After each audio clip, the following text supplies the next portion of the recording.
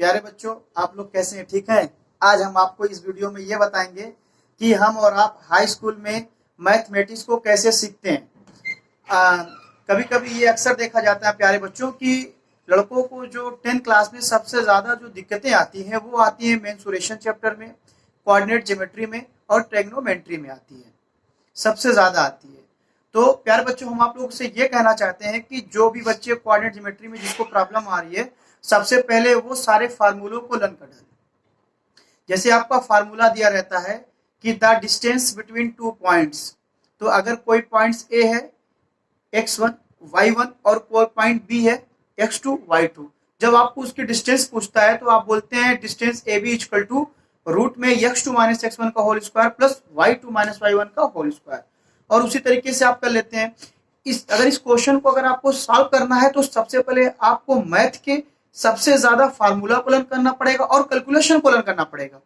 जैसे बहुत से लड़कों की प्रॉब्लम आ रही है कि सर -2 -3 क्या होता है, तो प्यारे बच्चों -2 और -3 -5 होता है। माइनस और माइनस हमेशा ऐड होते हैं, साइन माइनस क्यों होती है। कभी कभी कोऑर्डिनेट ज्योमेट्री में एक चैप्टर ये पूछता है आपसे कॉलिनियर क्या, व्हाट इज द कॉलिनियर, जिसे हम हिंदी में संरेख बिंदु बोलते हैं।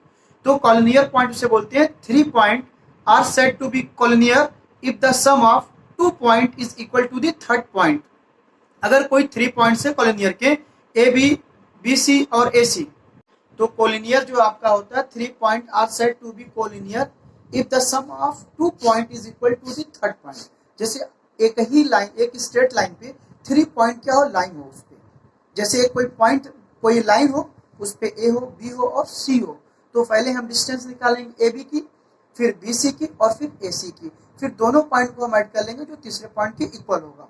उसके बाद बच्चों ये देखा जाता है कि आपको उसमें रेक्टेंगल, स्क्वायर, पैरेललोग्राम, फिर उसके बाद आपको ये दिया जाता है कि एरिया ऑफ ट्रायंगल क्या होता है। तो प्यारे बच्चों, सबसे पहले आपको तो अगर ये प्रूफ करना होगा कि रेक्टेंगल होता क्या है, तो आपको रेक्टेंगल के बारे में ये पता होना चाहिए कि रेक्टेंगल उसे कहते हैं जिसकी अपोजिट साइड आर इक्वल होती है। जब आप डिस्टेंस फार्मूला लगाएंगे तो जैसे कोई भी एक रेक्टेंगल है ए बी सी डी, तो उसके सारे पॉइंट्स को आप निकाल लगाएंगे। नेक्स्ट में मैं बताता हूँ आपको स्क्वायर क्या होता है बच्चों। स्क्वायर जब आपको प्रूफ करना होगा तो स्क्वायर की ऑल साइड आर इक्वल होती है। उसके बाद बच्चों आपका पैरेललोग्राम होता है, तो आपको पता है पैरेललोग्राम जो होता है, पैरेललोग्राम की opposite side are parallel and equal होती है। ठीक है। उसके बाद बच्चों आपको ट्रायंगल आता है। कभी कभी ये भी देखा जाता है कि कोलिनियर में दूसरे भी पॉइंट्स में हम ये बोल सकते हैं कि 3 point are said to be collinear if area of triangle is 0। जब आपके ट्रायंगल में 3 वर्टिसेस होती है तो उसका पॉइंट्स होता है ए का x1 y1, बी का x2 y2, सी का x3 और y3।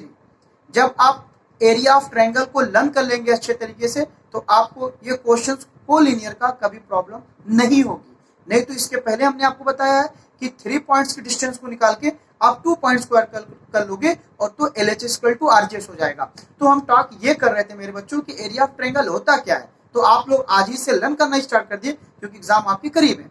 तो area of triangle equal to 1/2 in bracket x1 y2 minus y3 plus x2 y3 minus y1 plus x3 y1 minus y2 square units आपका होगा। एक बार फिर से हम बोलते हैं area of triangle 1/2 in bracket x1 y2 minus y3 bracket close plus x2 y3 minus y1 bracket close plus x3 y1 minus y2 square units. फिर बच्चों ये सारी चीजों को करने के बाद फिर हम आपको ये बताएंगे कि कौन सा इंटरनल डिवीजन होता है और कौन सा एक्सटर्नल डिवीजन होता है। तो ये सारी चीजें आपको हमने बता दिया। उसके बाद बच्चों हम आपको ये बताना चाहते हैं कि हम और आप कैसे मेहनत करें। जब टीचर मेहनत करेगा तभी स्टूडेंट मेहनत करेंगे। तो आपको अगर हाई स्कूल की मैथमेटिक्स में एक अच्छी पकड़ बनाना है तो सबसे पहले प्यारे बच्चों आपको टेबल लर्न होना चाहिए। बार बार हम वीडियो में बता रहे हैं, स्क्वायर लर्न होना चाहिए। जैसे 1 का स्क्वायर 1 है, 2 का स्क्वायर 4 है। कभी कभी आप ये देखते हैं कि बाय पाइथागोरस थ्योरम में जब आप सॉल्व करते हैं कोई भी क्वेश्चन तो लंबे लंबे स्क्वायर हो जाते हैं। जैसे कभी कभी आता है 625, तो लड़के उसको एलसीएम से निकालते हैं जो कि टाइम टेकिंग होता है। तो आपको लर्न होना चाहिए कि 25 का स्क्वायर 625 होता है। वैसे आपको 289 का जो स्क्वायर होता है वो 17 का स्क्वायर 289 होता है। तो बच्चे लगते हैं एलसीएम निकालने। तो ये सारी चीजें आपको स्पेशली ध्यान देना चाहिए। जिस लड़के को 1 से लेके 40 तक का स्क्वायर और 1 से लेके 20 तक का क्यूब लन होगा, उसको कभी भी कैलकुलेशन में प्रॉब्लम नहीं होना है। फिर आपको स्क्वायर अगर पूछ दिया कि 21 का स्क्वायर क्या होता है, तो 441 होता है। तो ये सारी चीजें आपको करना है। तो इसके बाद एक चीज और हम पढ़ाई के प्रति बोलना चाहते हैं बच्चों लोग, कि आपको एग्जाम को लेके लर्न करना है। उसके बाद हम आपको जो एक चीज मेन मुद्दा ये बताना चाहते हैं कि प्रैक्टिस मेक्स मैन परफेक्ट।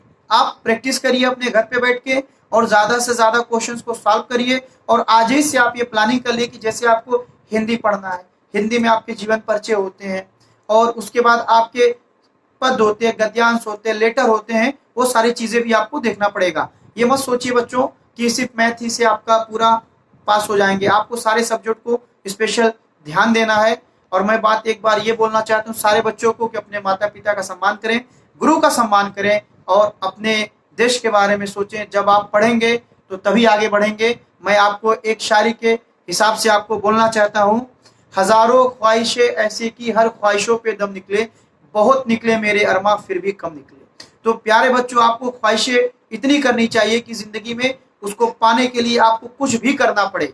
जिस प्रकार से एक चींटी मेहनत करती है, अपने दानों को बिन बिन के लेके आती, मेहनत करती है, परिश्रम करती है, तो उसी तरीके से एक इंसान को डे बाय डे अपने काम को करना चाहिए।